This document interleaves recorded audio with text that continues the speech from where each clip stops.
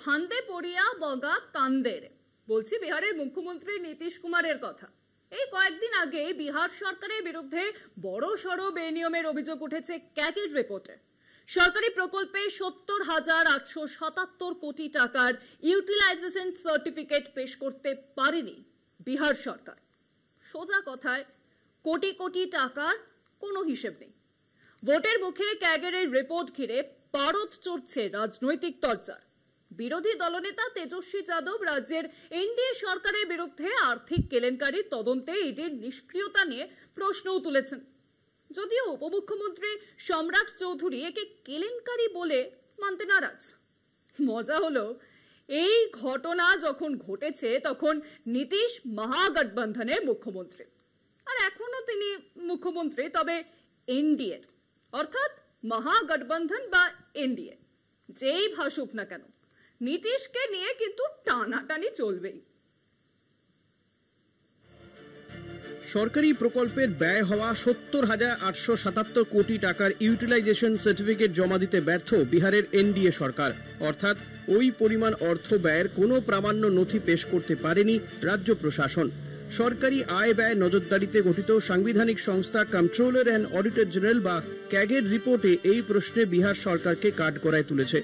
গত ৩১শে মার্চ পর্যন্ত সরকারি প্রকল্প বাবদ বিহার সরকারের তরফে যে ইউটিলাইজেশন সার্টিফিকেট জমা পড়েছে তাতেই কড়া মন্তব্য করেছে ক্যাগ। বছরের পর বছর বিহার সরকারের কাছে বকেয়া ইউটিলাইজেশন সার্টিফিকেট চেয়ে নোটিশ দেয় ক্যাগ, কিন্তু তাতে রাজ্য সরকার কর্ণপাত করেনি বলেই ক্যাগ রিপোর্টে উল্লেখ করা হয়েছে। সম্প্রতি এই রিপোর্ট বিধানসভায় পেশ হলেও রাজ্য সরকারের পক্ষ থেকে কোনো প্রতিক্রিয়া দেওয়া হয়নি। বিরোধী দলনেতা আরজেডির তেজস্বী যাদবের দাবি, সরকারের এই নীরবতাই সন্দেহজনক। 80,000 करोड़ का पूरे तरीके से घोटाला हुआ है और 80,000 करोड़ का कोई भी सरकार ने जो है एक्सप्लेन नहीं किया है, कहाँ खर्च हुआ है, नहीं हुआ। ये साबित करता है कि ये डबल इंजन की सरकार का एक इंजन अपराध में है, दूसरा इंजन भ्रष्टाचार में। ये 80,000 करोड़ रुपए बहुत बड़ा होता है रकम, और ये आम लोग टैक्स पेयर के पैसे की लूट मचा रखी है। मुख्यमंत्री अचेत अवस्था में है और बीजेपी जब आती है तब बड़ा बड़ा घोटाला में ये लोग लगे रहते हैं। আগামী নভেম্বরে বিহার বিধানসভা ভোট, স্বভাবতই ক্যাগের রিপোর্টকে কেন্দ্র করে বিরোধীরা নীতিশ কুমারের এনডিএ সরকারের বিরুদ্ধে রাজনৈতিক আক্রমণে সক্রিয় হয়ে উঠেছে। তেজস্বী সহ বিরোধীদের অভিযোগ উড়িয়ে দিয়েছেন রাজ্যের উপমুখ্যমন্ত্রী বিজেপির সম্রাট চৌধুরী। একই সঙ্গে প্রাক্তন উপমুখ্যমন্ত্রী তেজস্বী জামানাকেই দায়ী করেছেন। সম্রাট চৌধুরী বলেন, ইউটিলাইজেশন সার্টিফিকেট জমা দিতে দেরি হওয়া অস্বাভাবিক নয়, তবে তাকে কখনোই আর্থিক কেলেঙ্কারি বলে মানা যায় না। যদিও এই বিপুল বকেয়ার সিংহভাগ মহাগঠবন্ধন সরকারের জমানায়, যখন তেজস্বী সেই সরকারের উপমুখ্যমন্ত্রী ছিলেন।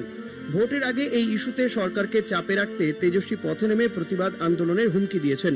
ইডি বা সিবিআই এর মতো কেন্দ্রীয় এজেন্সি বিরোধী শাসিত রাজ্যে তৎপর হলেও বিহারে এনডিএ সরকার বলেই কি উদাসীন, প্রশ্ন তুলেছে বিরোধীরা। কলকাতা টিভি।